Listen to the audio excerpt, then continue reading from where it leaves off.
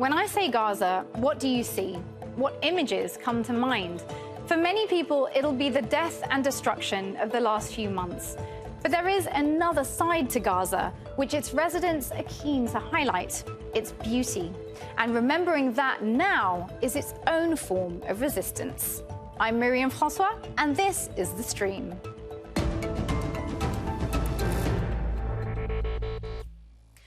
The most beautiful sunsets, families picnicking on the beach, teenagers riding horses through cobbled streets. The destruction of a people, genocide, comes through the destruction of its culture. With over 60% of all homes in Gaza in ruins, what is truly lost beyond the bricks and mortar? And as the ICJ examines the case against Israel, how are young Palestinians resisting this attempt at erasure? Photographer Suhail Nassar takes us through the streets of his home city and the memories which will forever live there. One of my happiest memories ever, like when I walked down the way to the sea.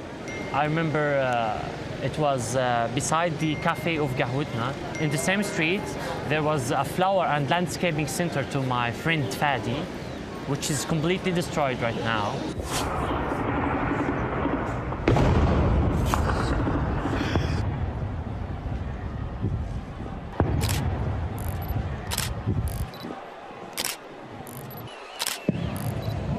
Unfortunately, all the places that we had those memories in are gone now, except the sea, because they would never destroy the sea. It will remain forever. Here we are on the beach of Gaza City, specifically in Deir Balah city. 2 million people that lives in Gaza. They can't travel easily. They can't go anywhere. So the only breathe for them is the Gaza beach. Like 80% of my photographs on my Instagram page, you would see it contains Gaza beach.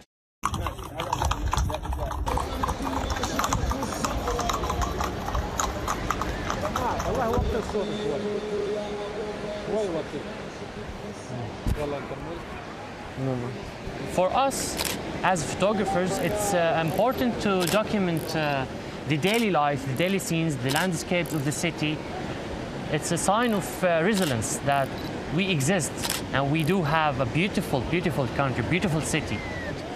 And we wish that we can one day rebuild it. And I'm so glad that I had the opportunity to photograph these like glimpses of hope. And before war, I kept looking for hope as everyone else. Hope of getting a better life, hope of securing my family's life, hope for bigger opportunities. But now our hope is the freedom of Palestine. Thank you, Suhail, for sharing that with us. My next guest is a social media legend who runs the iconic Why I Love Gaza series. An award-winning writer and artist, human rights advocate, born to Palestinian refugees from Gaza, he joins us today from Washington, D.C. Welcome, Nahid Elrayes. Thank you so much for joining us. Thank you for being here. Nahid, tell us why you started the I Love Gaza series and what kind of reactions you've had to it so far.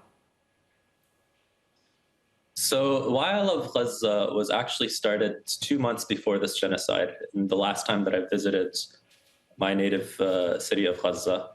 Me personally, I've been there, I would say 5, 6 times.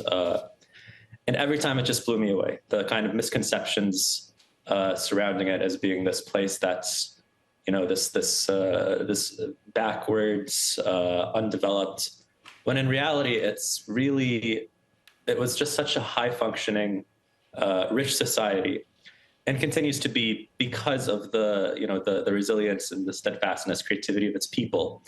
They're able to create this beauty, and so I just wanted to explore that. And what kind of reactions have you had to it? I can imagine maybe a mix. There has been a mix, and it's been very interesting. There have been essentially mostly a very positive reaction. There's there's three genres that I'll go through quickly. There's the category of Palestinians in Gaza who are always happy to be dignified and uplifted and to have their beauty shown. And then there's the side of people in the West who, have not necessarily seen this kind of beauty or history and are stunned by it. And then the third category are a lot of troll comments who are offended by the prospect of Gaza being a beautiful place or a place that elicits joy for people, and think that that somehow negates the fact that Gaza is under siege or occupation. Well, to echo that, this comment under one of Suhail's posts suggests many people had no idea what life was like in Gaza before October the 7th, even if life was incredibly hard under the blockade then too. This person says, I didn't even know it looked like that. This is my first time seeing the before pic. I feel like the media does this intentionally to make you think Gaza always looked that way. Nahid, do you feel a responsibility to remind people that these images of war can be dehumanizing in their own way, even if it is, of course, important to see them? It's tricky. And on these things, I always take cue from Palestinians who live in Gaza. I have no right whatsoever to dictate, what's right or wrong for the narrative to be, in terms of what images should go out. But I think maybe both are important. I think that it's important to show images of war. It's important to show the destruction. But people should have a sense of the before. They should have a sense of the potential of Gaza, which is huge. So tell us about that. What is it that we are missing out when we only see the images of destruction? Tell us about the other side, the beauty. There's the beauty that would have existed regardless of the war, and in that I would include the role regardless of the genocide and the colonization. In that I would include the thousands of year history. I would include the smiles. I would include the culture, the art, the hospitality, and of course the sea. But then there's also the other kind of beauty, which I think is when all of these things are destroyed, or most of them are, decimated, there's then the beauty of the Gaza that bounces back. I think my mom put it best. She said the beauty of Gaza is the way that life finds its cracks between the shadows of darkness. So I think that that's the case for people who live there. Well, and you've kindly done an intergenerational interview for us with your mother and your grandfather. Before we get into that, can you tell us about the first time you visited Gaza and how it compared maybe to any perceptions you might have had of it as someone born in exile? Oh, wow. The first time I visited Gaza doesn't count. I was a baby.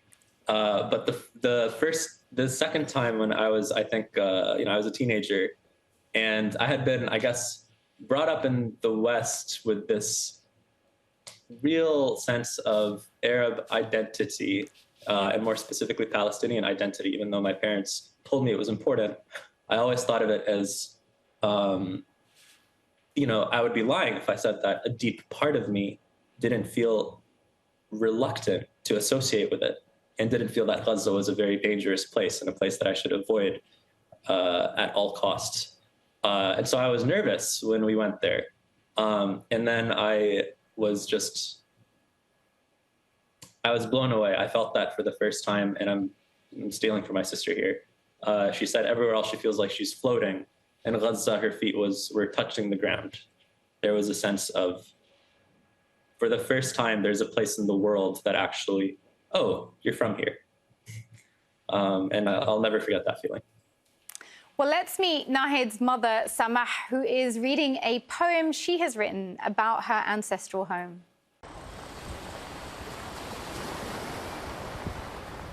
The landscape constantly changes. Only the sea remains. A consistent presence amid the chaos. A landmark untouched by human greed and destruction, oblivious to war, occupation, and aggression, defiant to the rules of man. It embraces the shores of a battered city, It makes a mockery of those who try to break its spirit, those who think they can contain its 1.5 million beating hearts. There is no limit to the sea's audacity. It breaks the siege every day, one defiant wave at a time, connecting Gaza to the rest of the world and connecting the world to the Shatit refugee camp. The whole world is out there. If only you could ride the sea. If only your body was bulletproof. If only your boat was made of steel. If only your dreams were real. The landscape will change once more. Only the sea will remain the same. Its whooshing waves will whisper new tales of occupiers that have come and gone.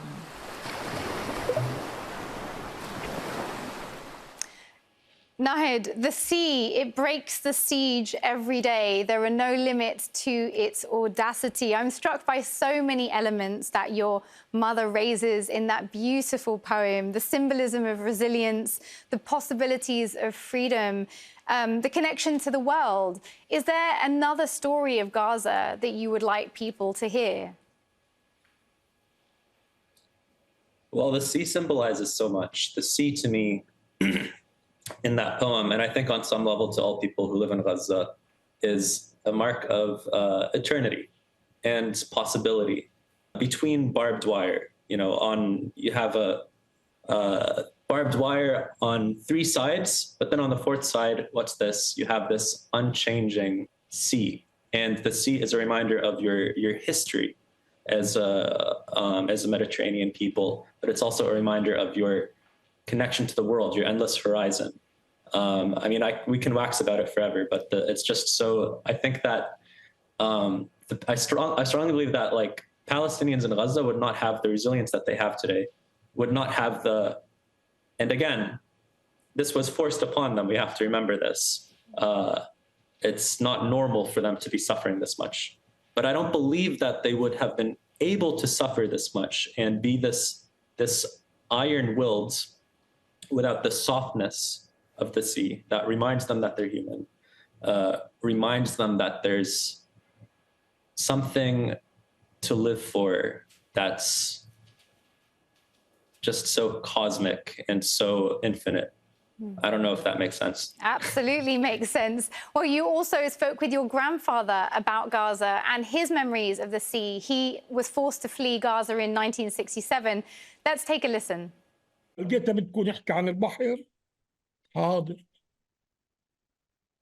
بحر وسما، وإيش ضل في غزة سوى بحر وسما، وأرواح مرخوصة على حب الوطن ومقدمة، وعيون دارت دمعها وقادت شمعها، وظلت على غمق الجرح متبسمة.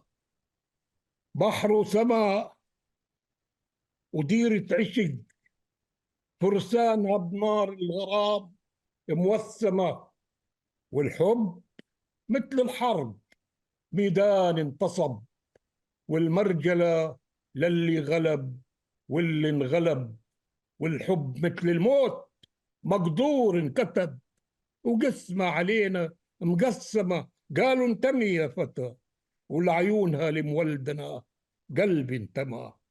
بحر وسما ونور انشلع، ولا اللسام اللي ارتفع عن الشفاه الملثمة، لوح لي كفك بالسلام، ريتك من الله سالمة، لفيتي وشك بالحجاب وقلت الوداع، سهمك نفد يا فاطمة، الشمس مالت للغياب، ولا العباب جرح اندمى، ومقتول على الشط ارتمى. بحر وسما وبحر وسما. Nahid, I want to ask you, what's the most important part of your grandfather's message that you will carry through as the next generation of Palestinians? Well, it's worth noting that my grandpa, he was exiled from Gaza in 1967, and everywhere he looked for a home overseas, it was always next to the sea. He always looked for a beach at which he could kind of stare at the horizon and dream about Gaza. And I think that the beach, and that's where he writes a lot of his poetry. And that's where I get a lot of inspiration, and my mom gets a lot of inspiration. So I think that goes to show you that in the same way that the sea inspires Ghazawis to think of their freedom.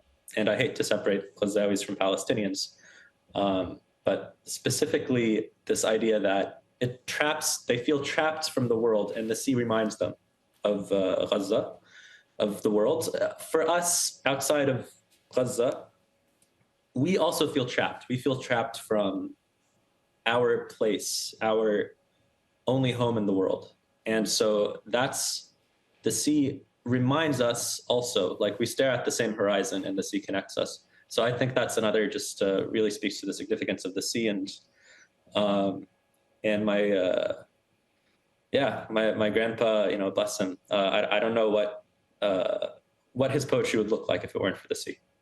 Well, I want to bring in our other guest today. Andrew McConnell is a photographer and surfer from Northern Ireland who went to Gaza in 2010 to discover the surf culture and returned to make a film.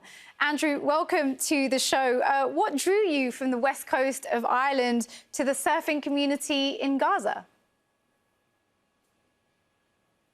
Hi, well, thanks for having me. I grew up surfing on the west coast of Ireland, but I also grew up in the north of Ireland. And, from a very early age, we were exposed to the Palestine situation. I grew up with Palestinian flags flying above my neighborhood. And so I was curious from a very early age about what this was, what it meant. And I later became a photographer, but I still at that point hadn't had any idea of really visiting Palestine or Gaza, because it's a story that had been so well covered over the decades that I didn't really see what I could bring to it. And it wasn't until I read a short story about this group of surfers in Gaza that, it was like a lightning bolt, really. There's very few moments in an artist's life where you get hit by something so powerful that you think, well, I have to go and cover this story.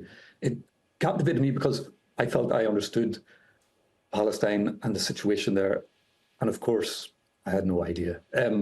All we're exposed to in the West is conflict, especially from Gaza. All you know are images of rubble and destruction. And, the question which occurred to me, which, should really occur to everybody, it doesn't seem to, is who are these people who live there? And so within a few months, I was in Gaza and I met the surfers. I first paddled out with the surfers in 2010 at El Mina, down by the port in Gaza City.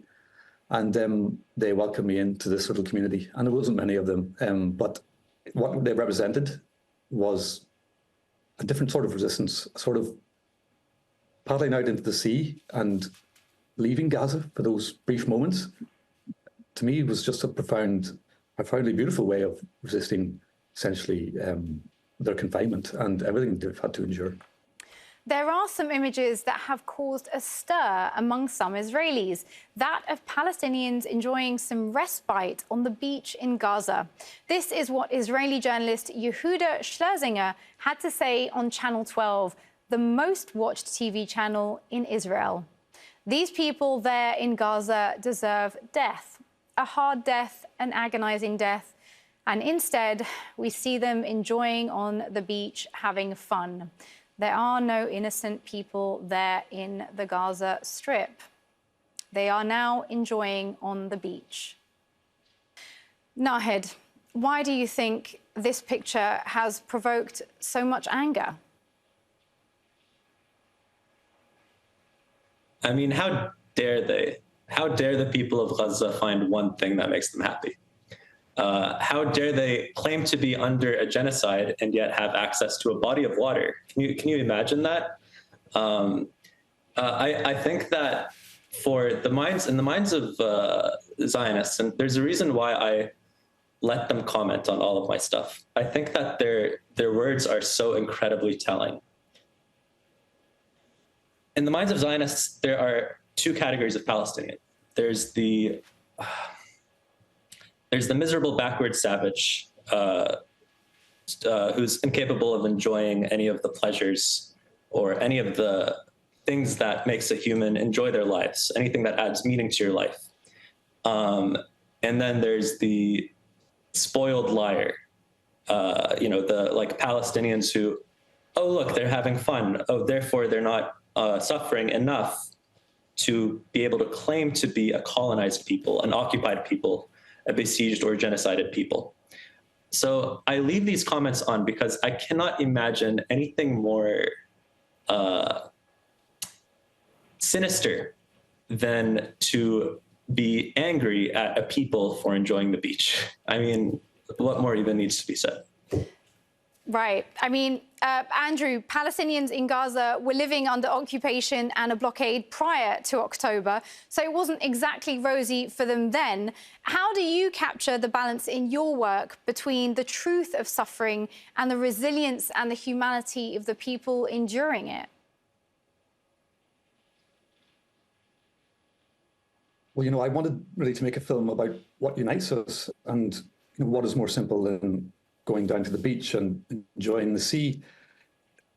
A big part of the problem is, that many people have been subjected to this misconception of what Gaza is and who the Palestinians are for decades, I mean, before we had social media, you had to listen to an Israeli spokesperson, you took them at face value, and nobody really heard from the Palestinian side. So you went away thinking, this is what the situation is, and this is my understanding of it. Of course, now we have Palestinian voices being heard more and more, and it's making a big difference.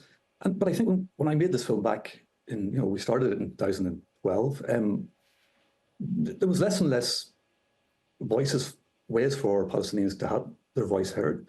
And so the premise was very simple. It was, let's show normal lives.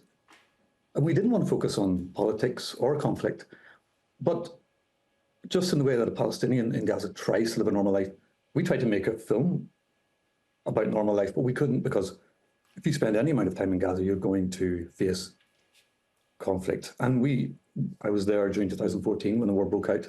I stayed for the duration. And so it's in the film. We see quite a bit of that conflict. But it was important to get the balance right, because what's much more interesting is hearing from the people themselves and letting them tell their own story. And that's quite simply what we tried to do with the film. Nahid, given the amount of ire that pictures of Palestinians enjoying a little downtime on the beach seems to cause, is there perhaps an argument for saying that joy itself is a form of resistance in the struggle the Palestinians are facing? And how do you cultivate that in any way during periods of such intense suffering?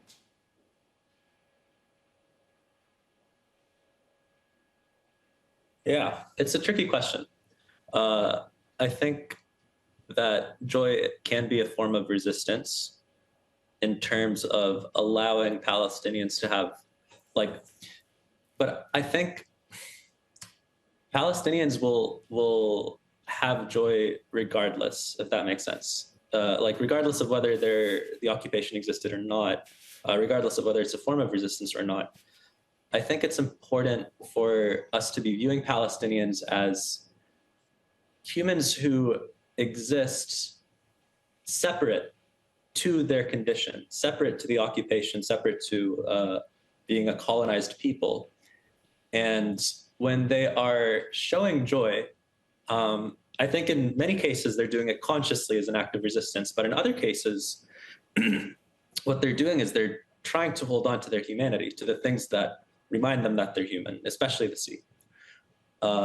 And so I think the answer is it's a little bit of both. It's joy is a form of resistance, but the very act of existing as a Palestinian in Gaza, still being alive, still being there, I mean, that's resistance in and of itself, of them just doing the things that make them human. Well, on that note, I want to say a thank you to our guests, Nahid and Andrew, and a special thanks to Samah and Abdul Karim also. And thank you all for watching. Did you enjoy the show? Talk to us on social media. Use the hashtag or the handle AJStream and let us know what you're thinking. Take care, and I'll see you soon.